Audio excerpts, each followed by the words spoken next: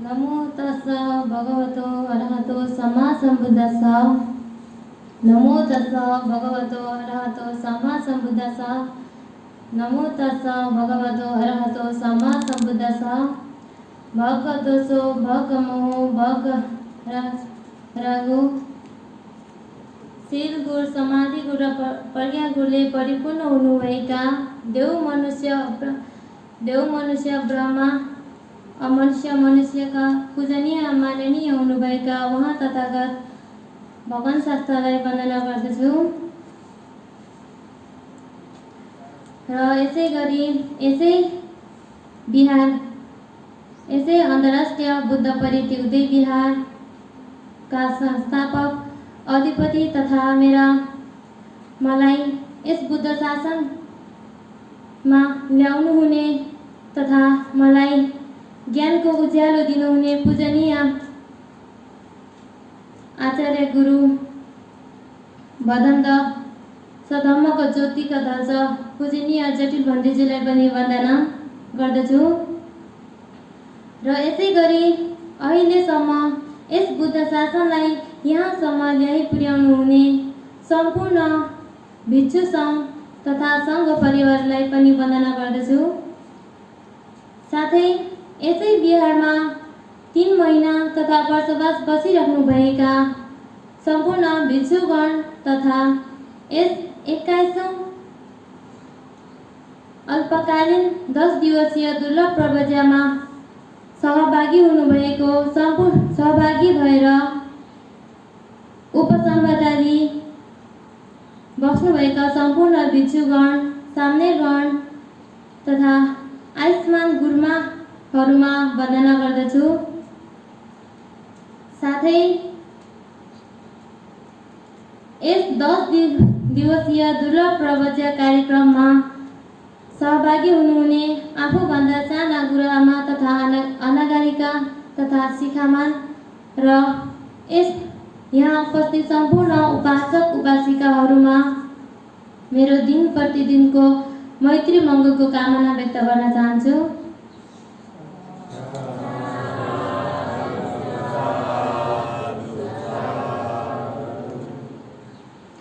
यसै गरेर आज यस 21औं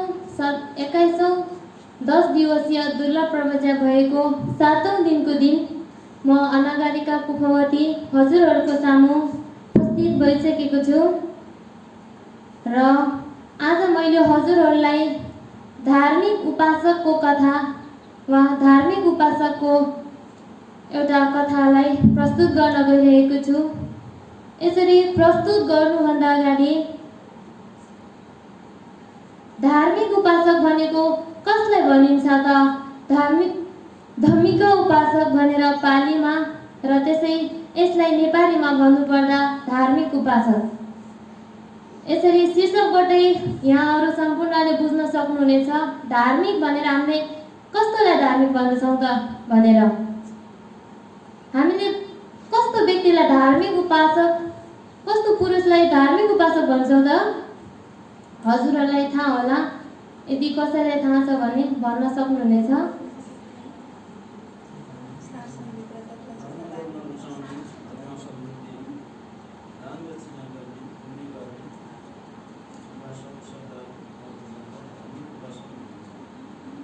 एकदम सरल तथा जसले पनि बुझ्न सक्ने भाषामा भन्नुपर्दा धार्मिक उपासक भनेको बिहारमा जाने, धर्म उपदेश सुन्ने, दान पुण्य गर्ने काममा अगाडि अग्रसर भएर अष्टशील नभए पञ्चशील पालन गरेर निरन्तर सही सत्य धर्ममा उपदेश सुनेर आचरण गरेर घर गृहस्थीमा होस् या बिहारमा होस् बस्ने उपासक तथा उपासिकाहरूलाई के भनिन्छ त?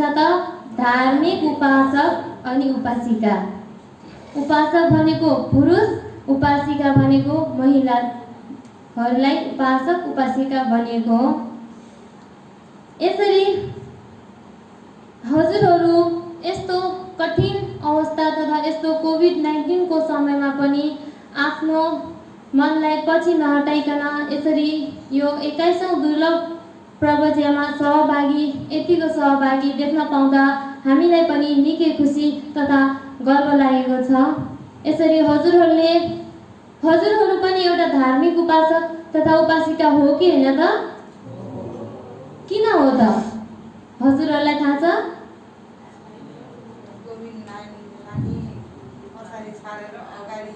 हो, यसरी यस्तो कोभिड-19 को अवस्थामा पनि हजुरहरूले यस कोभिड-19लाई पछि पार्दै आफ्नो मनलाई अग्रसर गरेर यसरी धर्मको कुरामा इच्छा जागेर यहाँ यसरी 10 दिन बस्न आउनुभएको छ। जो कोहीले यहाँ आएर यसरी 10 दिन ध्यान तथा एकैछिन पनि यताउता नहल्लिकन भन्तेज्यूहरूले भन्नुभएको प्रवचन सुनेर जो कोहीले बस्न सक्छन् त? यसरी हजुरहरूले सक्नुभएको छ। हजुरहरू पनि धार्मिक उपासक उपासिका भन्न सकिन्छ। तर हालमा हजुरहरू पनि भन्तेज्यू तथा गुरुमा अनागारिका लगाएर यसरी बस्नुभएको हुनाले चाहिँ हजुरहरूलाई उपासक उपासिका भन्न मिल्दैन। यसरी आजको विशेष यस भन्तेज्यू अस्वस्थ भएको कारणले उहाँको ठाउँमा आफूले भन्न पाउँदा पनि हजुरहरूलाई आफूले जानेको आफूले बुझेको केही कुरा राख्न गइरहेको छु। यसरी उमेरमा म हजुरहरूभन्दा र पढाइमा पनि हजुरहरूभन्दा निकै सानो भएको हुँदा मबाट निकै भुल त्रुटि हुन सक्छ। मैले बोल्ने वचनहरूमा मिठापन नहुन सक्छ। हजुरहरूलाई रुखो लाग्न सक्छ। कसैले नबुझ्न पनि सक्नुहुन्छ र कसैले बुझ्न पनि सक्नुहुन्छ। यसरी मैले दिएको यस धर्मोपदेशलाई हजुरहरूले आफ्नो तरिकाले मैले जसरी जुन चीज भन्छु त्यसलाई हजुरहरूले सही राम्रो तरिकाले बुझ्नुहुन्छ भनेर मैत्री भावनाको सहित आफ्नो धर्मदेशनालाई यसरी अगाडि बढाउन गइरहेको छु। यसरी धर्मदेशना दिँदाखेरि हजुरहरू पनि नसुतिदिनु होला भन्ने पनि आशा। सायद आज मैले दिएको यस धर्मदेशनाबाट हजुरहरूले केही नबुझे पनि एउटा वाक्य मात्र भए पनि बुझेर जानुहुनेछ भन्ने आशा गर्दै मैले आफ्नो धर्मोपदेशलाई यसरी अगाडि बढाउन चाहे।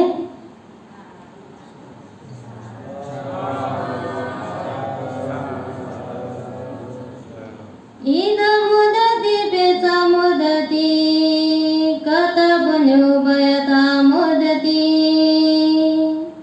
सुमुदती सोपमुदती दिशकमा विशुद्ध मतानो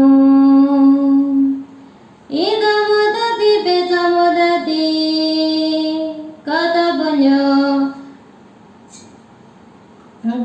बन्यो उभयता मुदती सुमुदती सोपमुदती दिशकमा विशुद्ध मतानो। यसरी उहाँ भगवान शास्त्र जेतवन बिहार गरिरहनु भएको बेलामा यो गाथा धार्मिक तथा धार्मिक उपासकको कारणमा उहाँले यो गाथा आज्ञा गर्नुभएको थियो।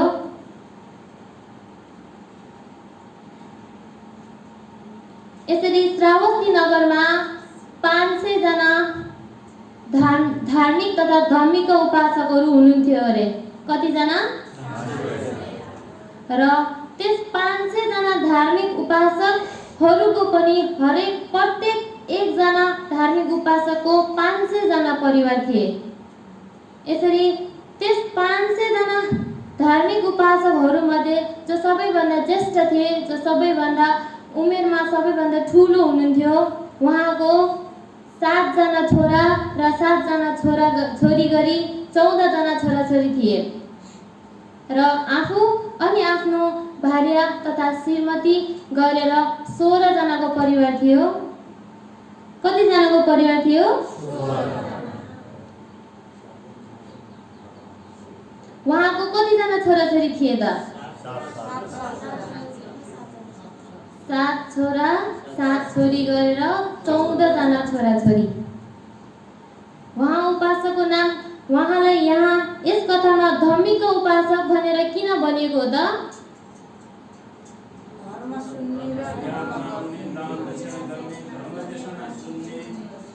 हो, त्यही कारणले उहाँलाई यस कथामा पनि धम्मीको उपासक भनेर तथा धार्मिक उपासक भनेर भनिएको छ।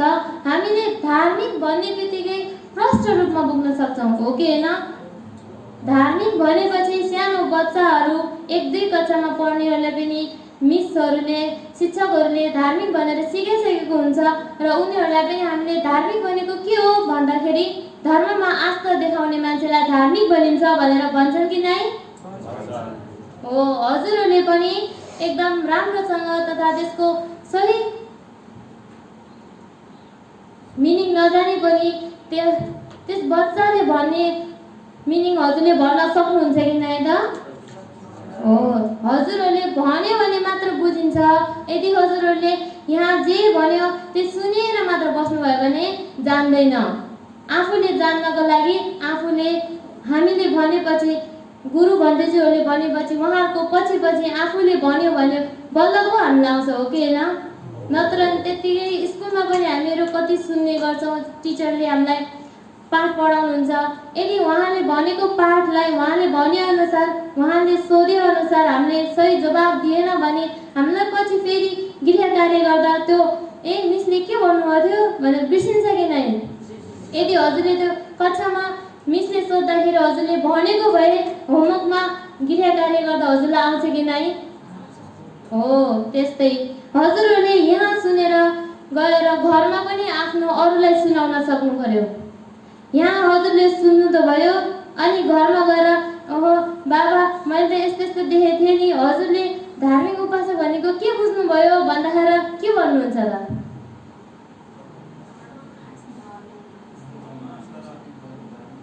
हो, हजुरहरूले यहाँ भन्नुभयो भने घरमा आफ्नो घरपछि समाजपछि देश सम्पूर्णलाई भन्न सकिन्छ कि नै त?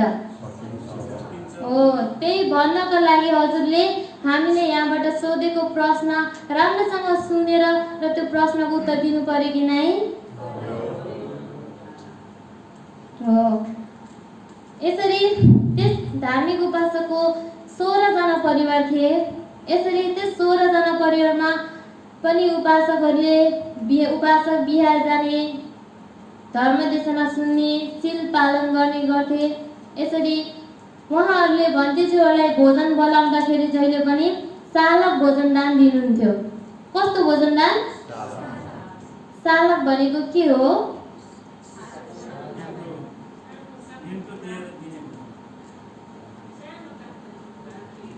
सालक भनेको सानो काठको टुक्रा। भगवान बुद्धको समयमा अहिलेको जस्तो कम्प्युटर पेपरहरू थिएन, अनि त्यतिखेर चाहिँ कसरी भोजनदान गर्थे भन्दाखेरि चाहिँ उहाँ उपासकहरूले चाहिँ आफ्नो 16 जना परिवारको एउटा सानो काठको टुक्रामा नाम लेखेर प्रत्येक सदस्यको नाम लेखेर त्यो कार्ड गएर कसलाई भगवान शास्त्रमा गएर भो भगवान हाम्रो घरमा यदि गते यस्तो दिन उहाँ यतिजना भन्देजुहरूलाई निमन्त्रणा गर्नुहुन्थ्यो। यसरी त्यो काठ दिइसकेपछि उहाँको भोजनदान जानुहुन्छ भन्देजुहरू, उहाँले त्यो भोजनदान जाने घरमा पनि त्यो काठ दिएपछि जसले त्यो काठ ल्याउँथ्यो र उहाँलाई नै भोजनदान दिन्थ्यो। यसरी अहिले भन्नुपर्दा चाहिँ कार्डको प्रयोग गरिन्छ। यसरी हामीले यो बुद्ध जयन्ती, कठिन दान अनि अन्य कार्यक्रमहरूमा पनि यहाँको बाहेक अरू भन्देजुहरूलाई बाहिरी अर्को बिहारको भन्देजुहरूलाई हामीले भन्देजु हजुर यतिको गतेको दिन हाम्रो कठिन दान परेको छ, अनि कठिन दान चाहिँ मैले गरेको हो, त्यही भएर हजुरहरू बिहारमा पालिदिनु होला भनेर हजुरहरूले कार्ड दिनुहुन्छ कि नै त? हामीले यहाँ त उहाँहरूलाई कार्ड दिए पनि नदिए पनि कार्ड दिन्छौँ। उहाँहरू आउनुभयो पनि नआउनु भयो पनि उहाँ जति पनि आउनुहुन्छ उहाँहरूलाई भोजन त गराउँछौँ नि है। तर स्कुलहरूमा कतै बाहिर कार्यक्रमहरूमा जानुपर्दा कस्तो हुन्छ त? कार्ड दिनेलाई मात्र भित्र छिर्ने अनि अरूहरू भित्र जान पाउँदैन, हो कि होइन? त्यस्तै त्यतिखेर पनि त्यस सालको कार्ड दिने व्यक्तिलाई भन्तेजुलाई मात्र उनीहरूले जसको नामको परेको छ उसले दान दिने भएको कारणले सालक भोजन दान भनिएको हो। यसरी उहाँहरूले सालक भोजनदानमा के दान गर्थे त? पहिलो नम्बरमा यागु। यागु भनेको हजुरहरूलाई थाहै होला। हजुरहरू 4 गतेको दिन बेलुका यहाँ आउनुभएको थियो र 5 गतेको बिहान हामीले हजुरहरूलाई जलपान गराउँदाखेरि जाउला भात अनि त्यसमा चना आलु मिसाएर हामीले हजुरहरूलाई जुन बिहानको अरुण भोजन गराएका थियौँ त्यसलाई यागु भनिन्छ।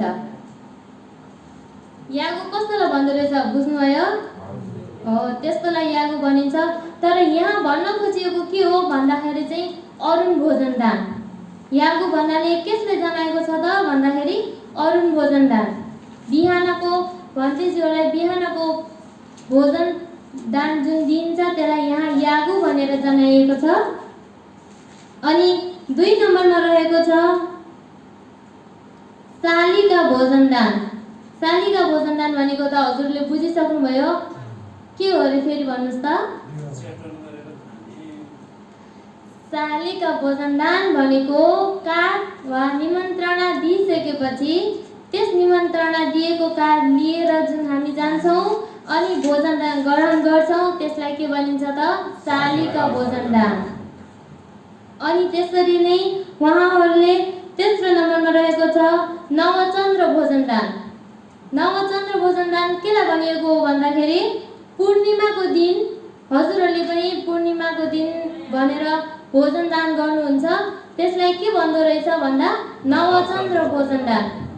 पूर्णिमाको दिन दिने भएको हुनाले नवचन्द्र, नयाँ चन्द्र उदाएको हुन्छ नि त, त्यही भएर नवचन्द्र भनिएको छ। नवचन्द्र भोजन दान भनेको कस्तोलाई भनिएको हो? पूर्णिमाको दिनमा दिएको भोजन दानलाई नवचन्द्र भोजन दान। अनि त्यसरी रहेको छ पाक्षिक भोजन दान। पाक्षिक भोजन दान भनेको के हो भन्दाखेरि हरेक 15 दिनमा जुन दान दिन्छ त्यसलाई पाक्षिक भोजन दान भनेर जनाएको छ। पाक्षिक भोजन दान भनेको के हो? भोजन दानलाई पाक्षिक भोजन दान भनिएको हो। र यसरी अन्तिममा रहेको छ वर्षवार्षिक भोजन दान। वर्षवार्षिक भोजन दान भनेको कस्तोलाई भन्नुपर्दा भन्दाखेरि चाहिँ हामीले यो भन्तेजुहरू हामी सङ्घ परिवारहरू जुन 3 महिना वर्षवास बस्छौँ त्यतिखेर जसले आएर दान गर्नुहुन्छ त्यसलाई वर्षवार्षिक भोजन दान भनिएको छ। वर्षवासको समयमा दिएको भोजन दानलाई वर्षवार्षिक भोजन दान। जसरी आज धर्म उपासिकाहरूले पनि यहाँ जुन भोजन दान दिनुभयो त्यो भोजन दान भनेको कस्तो भोजन दान हो त? वर्षवार्षिक भोजन दान। वर्षवासको समयको भित्र दान दिएकोलाई वर्षवार्षिक भोजन दान भनिएको हो। र यसरी उहाँहरूले त्यस धार्मिक उपासकले कति प्रकारको भोजन दान दिनु हुँदो रहेछ त? 6 प्रकार।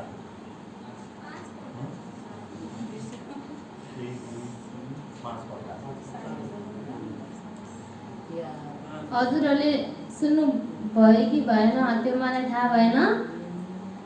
सुरुदेखि भन्नुहोस् त।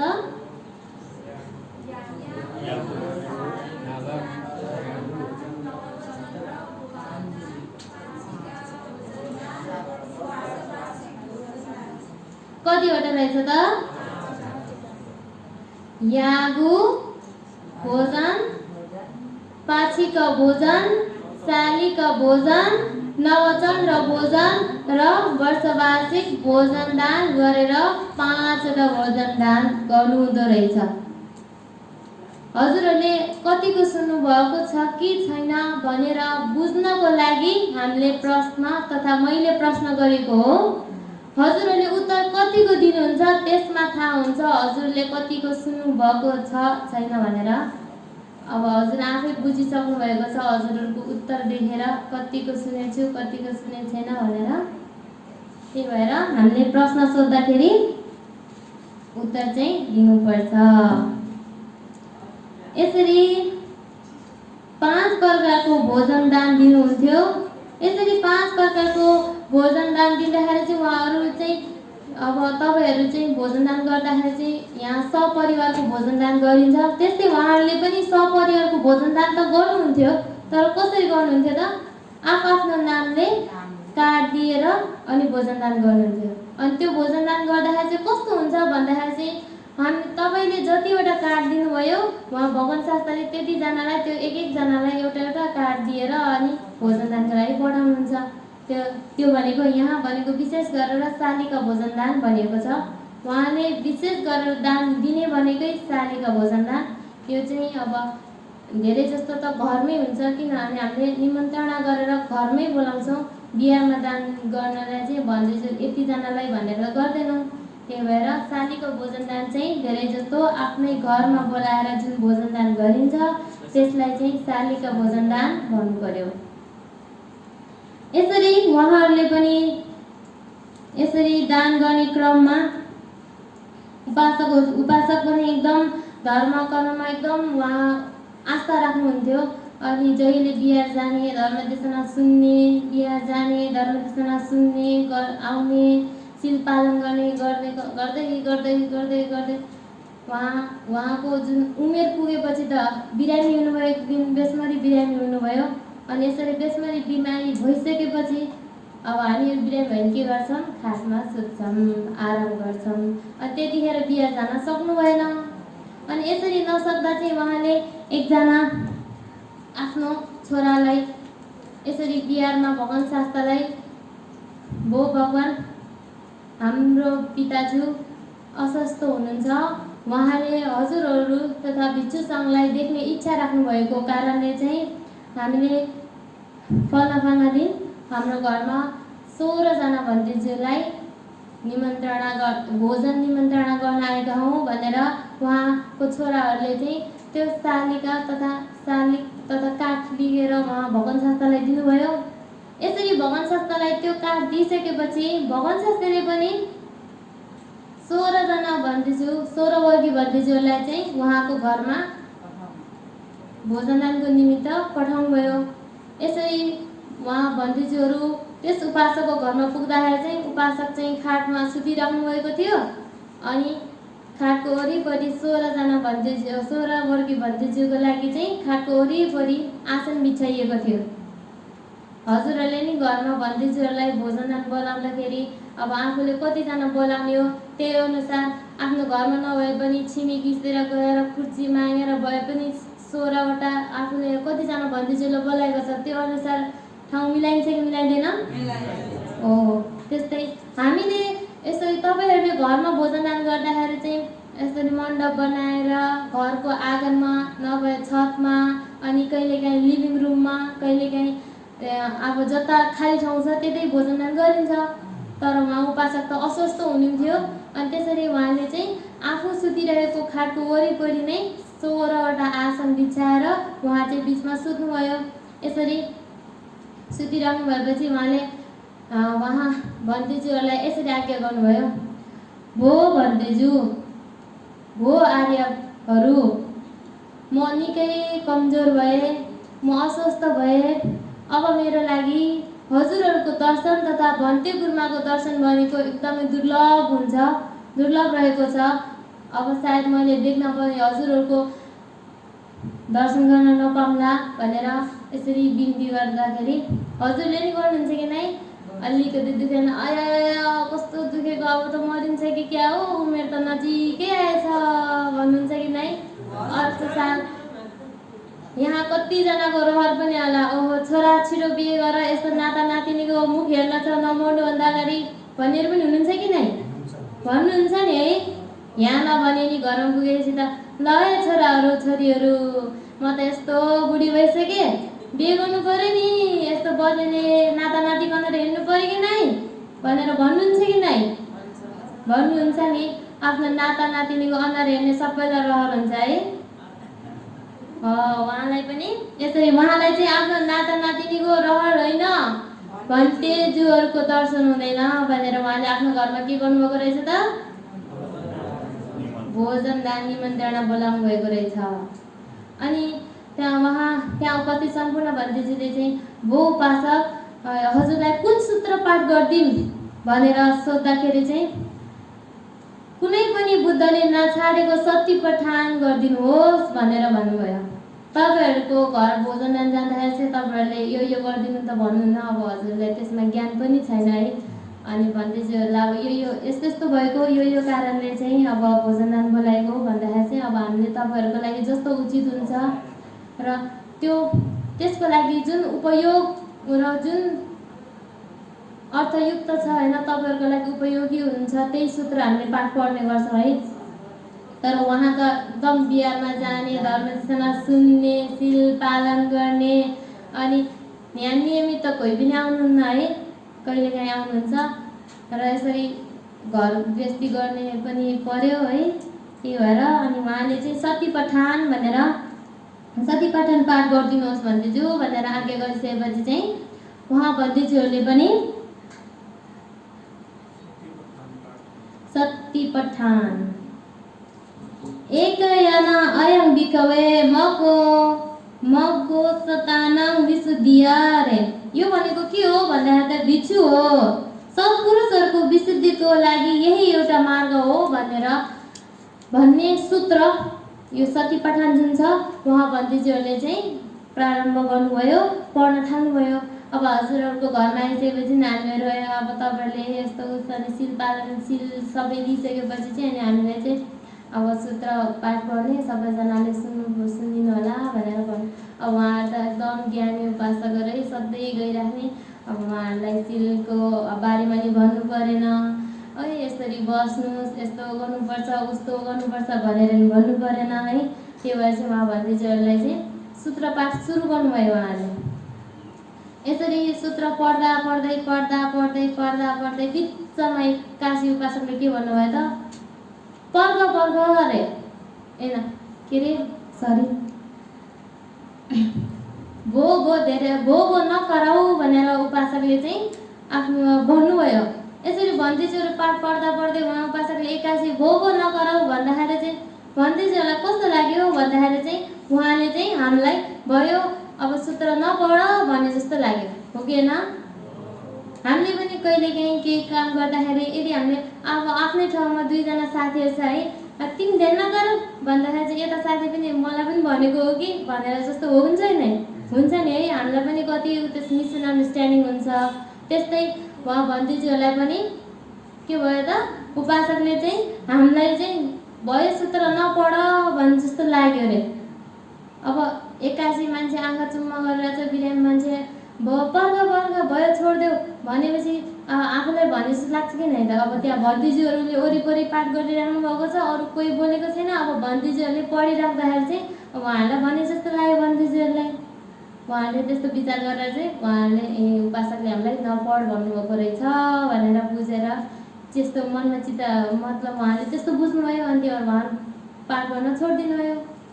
यसरी आफ्नो छोराछोरीहरू पनि आफ्नो 14जना छोराछोरी र अनि श्रीमती पनि ओहो मृत्युदेखि नडराउने प्राणी कोही पनि रहेनछ भन्दै उनीहरू रुन थाले।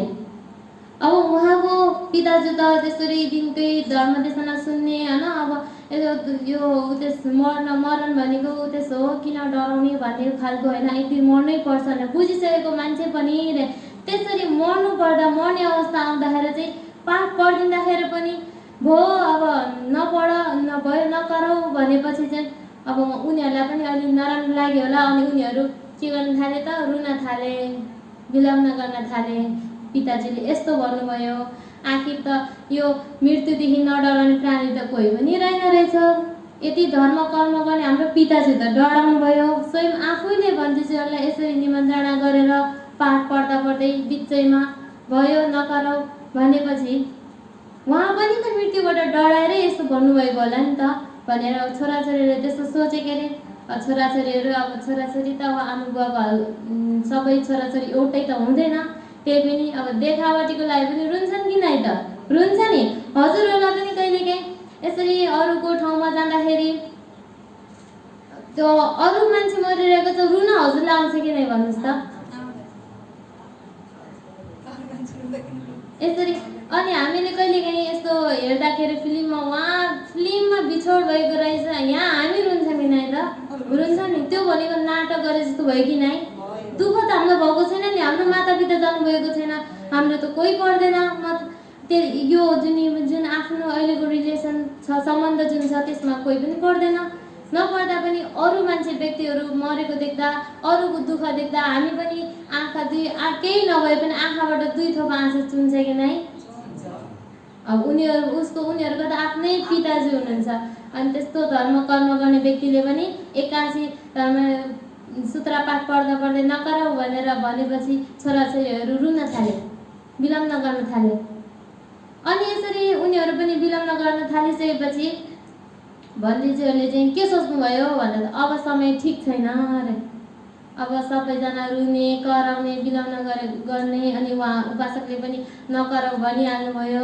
अब समय ठिक छैन, हामीहरू फर्किनुपर्छ भनेर भन्देजीहरू चाहिँ पूर्ण आफ्नै बिहारमा फर्किनुभयो। यसरी बिहार फर्किसक्नु भएपछि केही छिनपछि उपासकको होस आयो।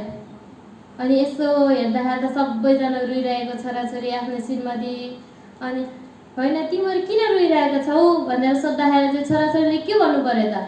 भो पिताजु, हामी त हजुरले यसरी भन्देजीहरूलाई स्वयं आफैले बोलाउनु भयो।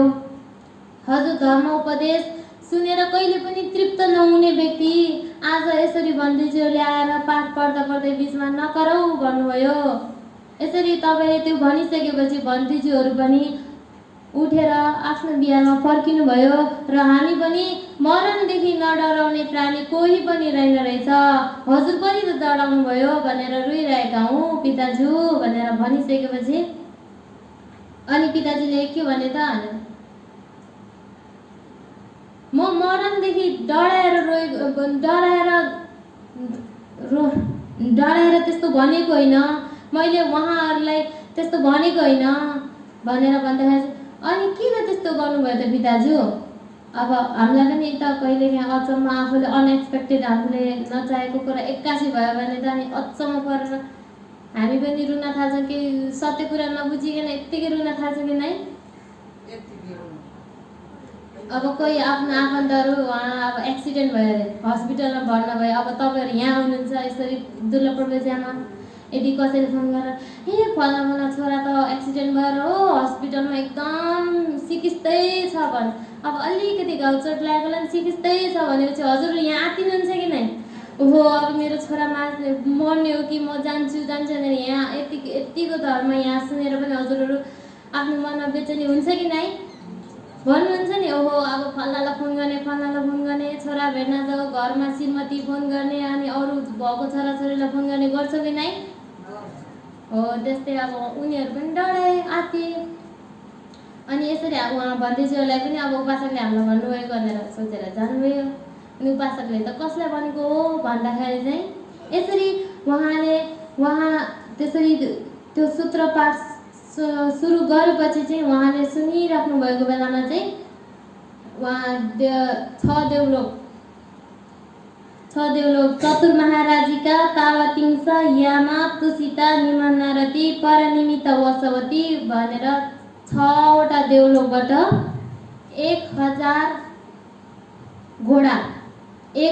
घोडा र 150 मिटर लामो रथ लिएर 6वटै देवलोकबाट देवताहरू आफ्नो रथमा आफ्नो घोडासहित उपासकलाई चाहिँ भो उपासक, भो सत्पुरुष, तिमी त्यो माटोको भाँडालाई फ्यालेर सुनको थाललाई समात्न भागे जस्तै हाम्रो देवलोकमा उत्पन्न हौ, यहाँ हाम्रो देवलोकमा हौ, यहाँ उत्पन्न हौ भनेर उहाँहरू चाहिँ अब हजुरहरूले पनि अब यहाँ भन्देजीले कहिलेकाहीँ यो चक्र पढाउँदाखेरि चाहिँ अब लयमा नभनेपछि अगाडि कहिले हल्का छिटो पछाडिको सबै अलमाले लास्टमा गएर गाजाङ गुजुङ हुन्छ कि नै? सुन्दा राम्रो सुनिन्छ त? सुनिँदैन, हल्ला सुनिन्छ। अनि फिल्म हलमा जाऊँ यता कतै गयो भने हल्ला एकदम हुन्छ कि नै? अब त्यस्तै सबैजना कराउन थालेपछि त्यस्तै हो होइन? अनि उहाँ 6 देवलोकबाट देवताहरू यसरी आएर हाम्रोमा आऊ यहाँ उत्पन्न हो भनेर भनेर कराउँदाखेरि चाहिँ अब ल हुन्छ कि नै जान्छ, हुन्छ कि नै, उहाँ त उपदेश सुनिराख्नु भएको छ। उहाँलाई आफूलाई चाहिँ उपदेश सुन्दाखेरि चाहिँ डिस्टर्ब नहोस् भनेर चाहिँ उनीहरूलाई चाहिँ भोगो नकाराउ भनेर भनेको। तर यता चाहिँ अर्कै बुझ्यो। अब त्यो अरूले त देखेन, उहाँले मात्रै देख्नुभयो नि त। अब त बुझ्नुभयो होला नि धार्मिक उपासक हुनुको पुण्य कतिको पाइँदो रहेछ भनेर। भन्दिजूले अस्ति हिजो मात्र भन्नुभयो मर्न जान्नुपर्छ भनेर।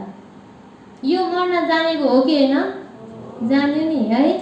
उहाँले यसरी आफ्नो मर्ने अवस्थामा पनि भतिजीहरूलाई यसरी ल्याएर धर्म उपदेश सुन्नु भनेको मर्न जानेको हो नि त।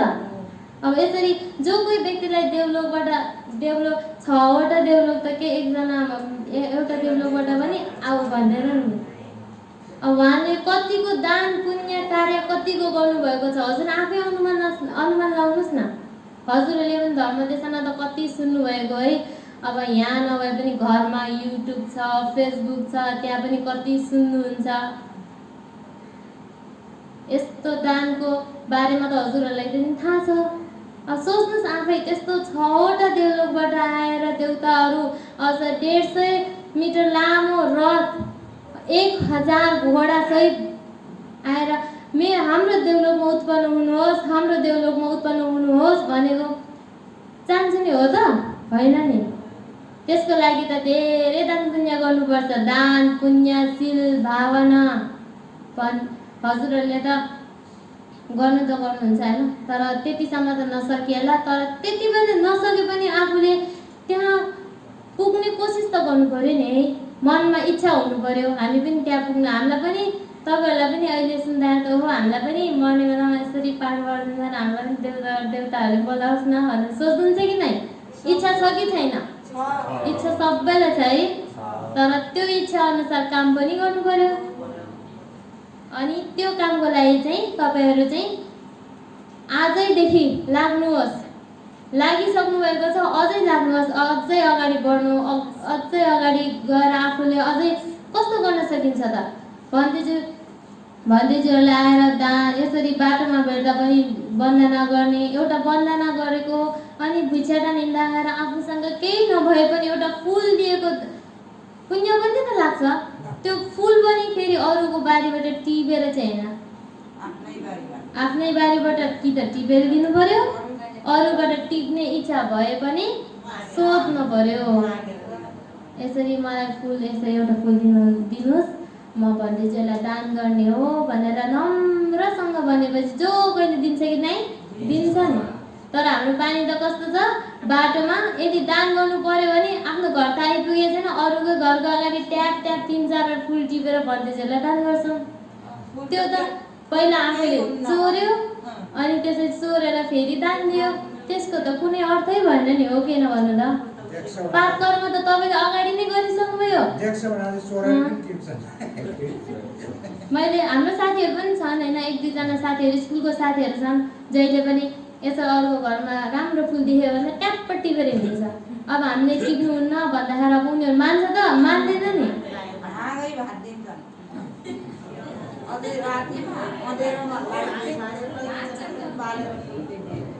तपाईँलाई पनि अरू कोही आएर हजुरको घरको बगैँचामा आएर हजुरलाई नसोधिकन 3-4वटा फुल टिपेर या बगैँचा बिगारेर गयो भने रिसाउनुहुन्छ कि नै? कतिजना त कुन चाहिँ बाँदरको हात रहेछ यहाँ आएर अरूको बारी बिगार्ने भनेर भन्नुहुन्छ कि नै? भन्नुहुन्छ नि। आफ्नो बारी बिगार्दा त एकदम रिस उठ्छ है। तर हामी के गर्छौँ त?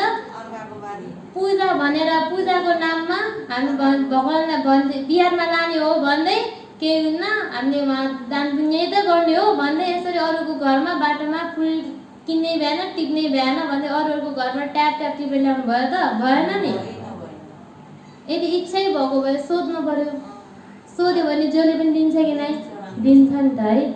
त्यही भएर त्यसरी अरूको घरबाट यसरी अरूको बारी बिगार्ने काम चाहिँ गर्नु भएन।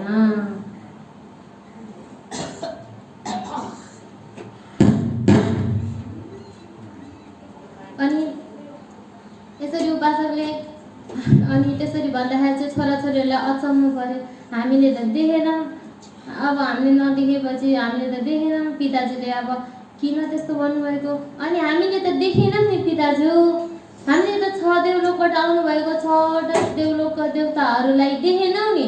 हजुरले भन्नु 1000 घोडाहरू, 1000 घोडा भनेको यहाँ हो त होइन नि, 1000 घोडाहरू देख्नुभयो, हामी त केही पनि देखेनौँ त, यहाँ त केही पनि देखिएन, हजुरले कहाँबाट देख्नुभयो भनेर भन्दाखेरि चाहिँ तिमीहरूलाई देख्ने मन छ भनेर पिताजुले सोध्नुभयो। हजुर पिताजु हामीलाई पनि हेर्न मन छ, मन हुन्छ कि नै? यदि हजुरहरूलाई अब अहिले त यता अब बुद्ध धर्ममा अलिकति हजुरहरूको मन यति आस्था भइसक्यो के अरे होइन, अब अन्धविश्वासमा त्यति साह्रो विश्वास त हुँदैन, त्यही पनि हजुरहरूलाई ल आउनुहोस् है आउनुहोस्, यतिकै बाहिर ड्रेस दिउँ भएको आउनुहोस् है आउनुहोस्, यति गरी हाम्रोमा यति यति टिकट लिएर चाहिँ हामी देवलोक देखाउँछौँ भने नि, ओहो देवलोक कस्तो हुँदो रहेछ हेर्न जाऊँ त भनेर सबैजना जानुहुन्छ कि नै? गइन्छ नि। त्यो चाहिँ हजुरले अहिले बुझेर जान्न भन्नुभयो, यदि हजुरले नबुझेको भए गइन्थ्यो। अब देवलोक जाने, देवलोक हेर्न जाने, ल आऊ है को जाने, सबैजना हामी त गयौँ यति यति तिरेर हेर्न जाने जाने, अनि त्यो डिजिटलबाट देखाइएको हल्का आफ्नो आँखालाई जुन धोका दिएको चिज हेरेर आउने, ओहो हामीले देवलोक देखेर आयौँ, यस्तो थियो उस्तो थियो, तिमीहरू त गएनस् कति बेफाइदो भनेर भन्छ कि नै? हजुरहरू बिहामा आउँदाखेरि पनि अब छोराछोरीहरूले नमान्दाखेरि चाहिँ तिमीहरू बिहा किन नगएको, हामी त गयौँ भन्दैछौँ, कति राम्रो धर्मदेशना दिनुभएको थियो, हामी त कति मजाले सुनेर आयौँ, तिमीहरू त केही भनेको मान्दैनस्, बिहारमा कहिले पाएर टेक्दैनस् भन्नुहुन्छ कि नै? त्यो हजुरले बुझेर भन्नुभएको है। छोराछोरीले के लाग्छ त्यो बिहारमा के हुन्छ र जाने धर्म चाहिँ त्यो 2-4वटा प्रवचन सुन्ने, त्यही पनि सबै सुत्छन्, अनि दान उल्टे पैसा दान दक्षिणा तिनीहरूलाई दिएर त्यो केही काम नलागो 5-10 रुपियाँ भए पनि दिएर आउनुपर्छ, त्यस्तोमा के जानु भनेर भन्छ नि।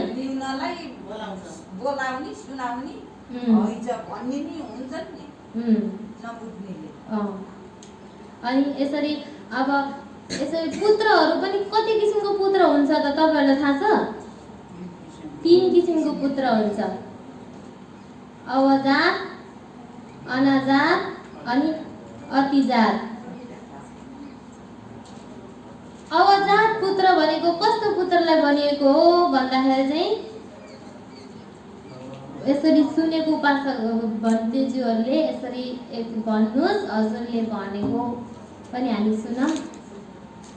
अभिजात पुत्र भनेको कस्तो पुत्रलाई भनिएको हो?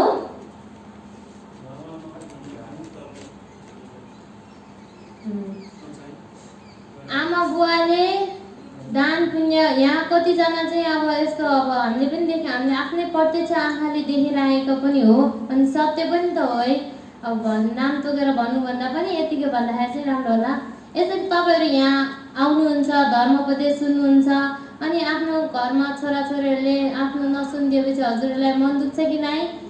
छोराछोरीले हजुर बिहा जाम, आऊ जाम छोरा, आऊ जाम छोरा, बिहा जाम, एक दिन भए पनि जाम भनेर कति कर गर्नुहुन्छ होला? कर त गर्नुहुन्छ नि, तर छोराछोरीले मान्छ त मान्दैन। तपाईँ जानुहोस्, तपाईँको त्यो धर्म उपदेश सुन्न हामी पनि भोलि पर्सि हजुरको उमेरमा 60-70 कटेपछि आउँला नि जाउँला नि भन्नेहरू पनि छ कि नै?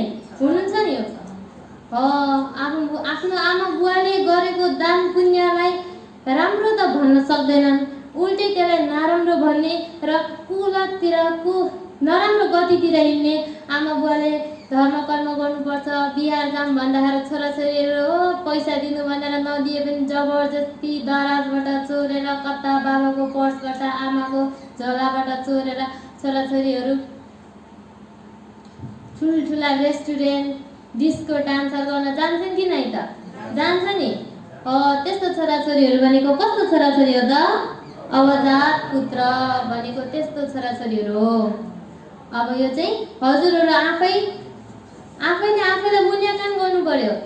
अब हजुरहरू त बुढाबुढी भइसक्नुभयो होइन, यहाँ भर्खरको जुन सामनेरज्यूहरू पछाडि हुनुहुन्छ उहाँहरूले, अनि यहाँ शिखामानज्यूहरू जो हुनुहुन्छ उहाँहरूले यो सोच्नु पर्यो कि म कस्तो खालको छोराछोरी रहेछु त, म कस्तो खालको पुत्र रहेछु त, अनि मलाई कस्तो खालको बन्नु पर्दो रहेछ त भनेर हजुरहरूले आफै बुझ्नुपर्छ।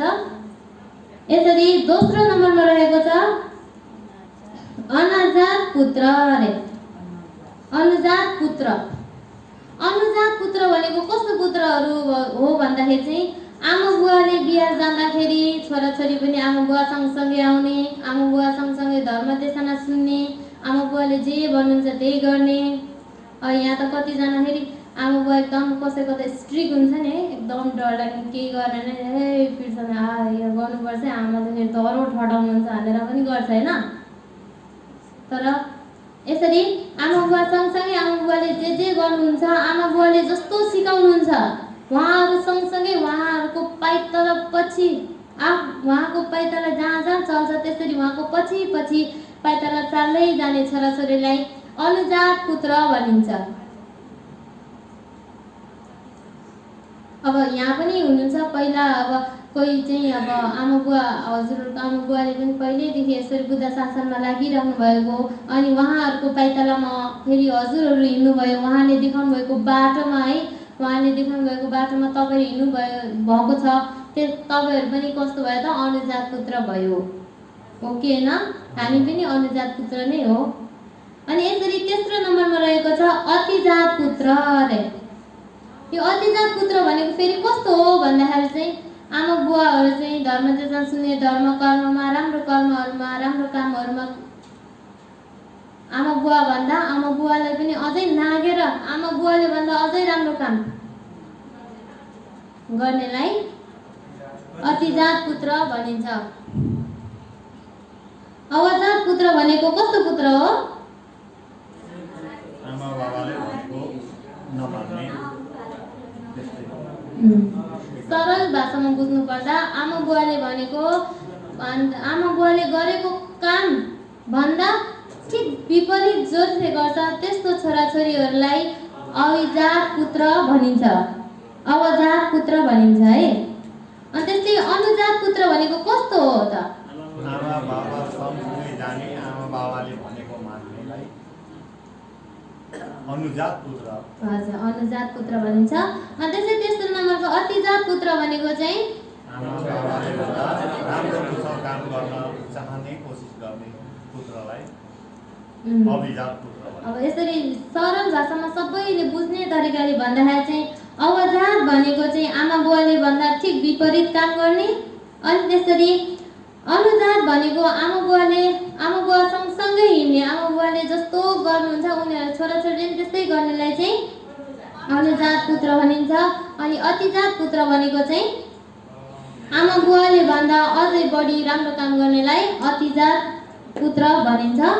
यति भनिसकेपछि हजुरहरू सबैजनाले बुझ्नु भइसक्यो होला आफू कस्तो खालको पुत्र रहेछ र आफू कस्तो खालको पुत्र बन्नु चाहनुहुन्छ। हजुर यसरी आफू अविजात पुत्र अवजात पुत्र भए पनि अब त समय त छ नि, हामीले आफूलाई अतिजात पुत्र त बनाउन सक्छौँ नि, हो कि होइन? त्यो भनेको त्यो हजुरकै हातमा छ कि छैन भन्नुहोस् त? हजुरले नै हजुरलाई परिवर्तन गर्ने हो नि।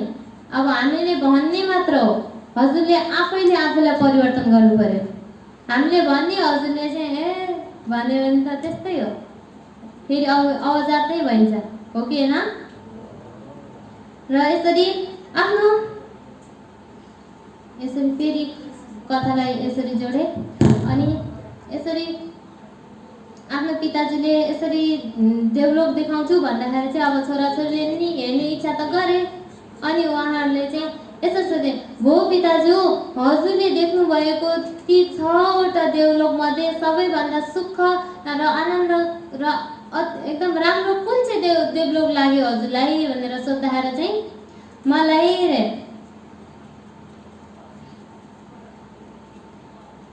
मलाई तुसिता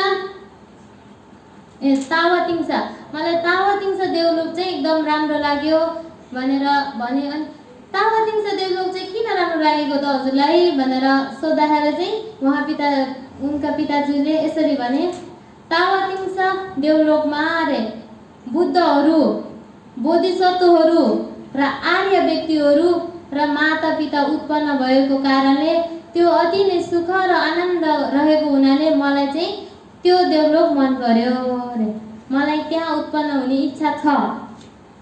फेरि बुद्धहरू बुद्ध भन्दाखेरि त तपाईँहरूले भगवान बुद्धै भनेर सोच्नु होला, त्यो भगवान बुद्ध भनेको होइन, बुद्धहरू भनेर आर्य व्यक्तिहरू, आह्वान्त भएका व्यक्तिहरू जुन हामीले पुज्न लायक उहाँहरूले जुन दिनुभएको उद्देश्य ज्ञान हामीले हासिल गरेका छौँ, उहाँहरूले हामीले बुद्ध नै भन्छ होइन।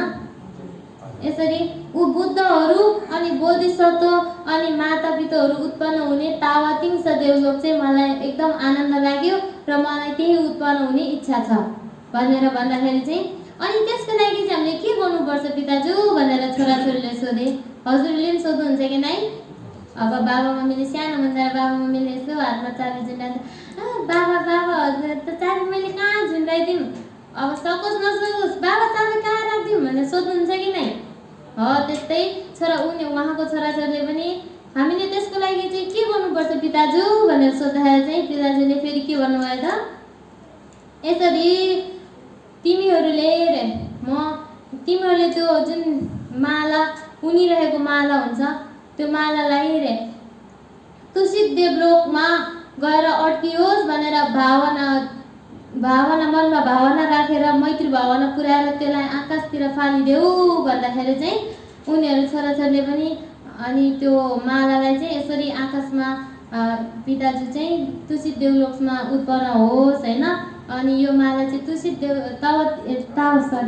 तावतिङ्स देवलोकमा गएर अड्कियोस्, तावतिङ्स रथको धुरीमा गएर अड्कियोस् भनेर मैत्री भावना पुर्याएर अनि यसरी आकाशतिर फाल्दाखेरि चाहिँ त्यो माला चाहिँ तावतिङ्स देवलोकको रथको जुन माथिको धुरी हुन्छ त्यहाँ गएर अल्झियो।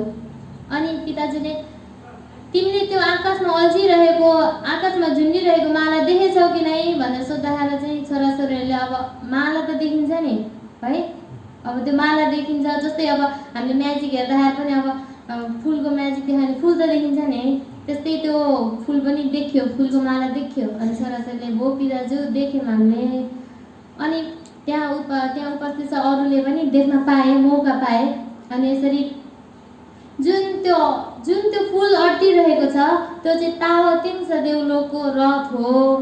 अनि म अब त्यही गएर उत्पन्न हुन्छु, यदि तिमीहरूलाई पनि म जस्तै त्यही तावतिङ्स देवलोकमा गएर उत्पन्न हुन मन छ भने मैले जस्तै तिमीहरूले पनि के गर्नु पर्यो त, कर्मको काम गर्नु पर्यो, भतिजीहरूको धर्म देशना सुन्नु पर्यो, बिहा जानु पर्यो, शील पालन गर्नु पर्यो।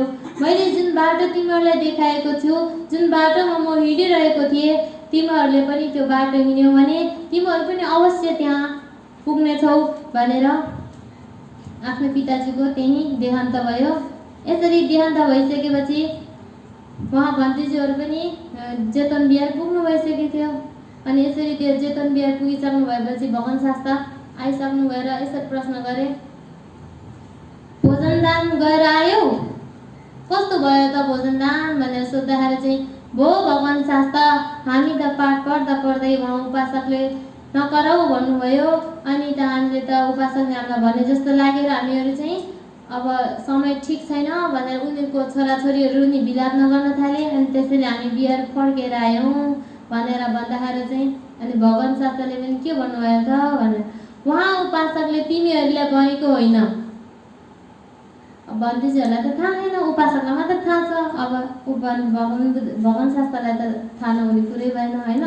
अनि उहाँले चाहिँ यस्तो कारणले उसले चाहिँ धर्म उपदेश सुन्दाखेरि आफूलाई बाधा नहोस्, धर्म देशना सुन्दाखेरि आफूलाई रोकटोक नहोस्, आफूले राम्रोसँग सुन्न पाइयोस् भनेर ती 6 देवलोकका देवताहरूलाई नकराउ भनेको हो, तिमीहरूलाई होइन भनेर उहाँले चाहिँ यो गाथा यसरी भन्नुभएको थियो।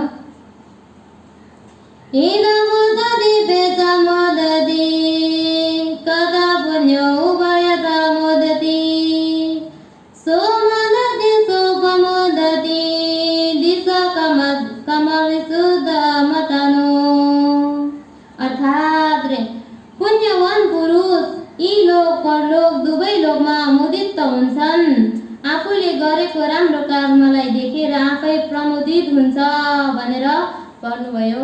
यसरी तपाईँहरूले पनि दान गर्दाखेरि यसरी अब अस्ति यहाँ भतिजीहरूले उपसम्वाद लाउँदाखेरि हजुरहरूले अब आफूले सकेको दान गर्नुभयो, हजुरहरूलाई खुसी हुन्छ कि नै? ओहो आज मैले दान गरेँ भनेर मन कति प्रसन्न हुन्छ आफूले गरेको। हुन त हामीले 5 रुपियाँ मात्र दान गरेको है, खास यहाँ 5 रुपियाँको 2टा मिठाई भए केही पनि आउँदैन। त्यही पनि त्यसको अलिसांस फल छ नि।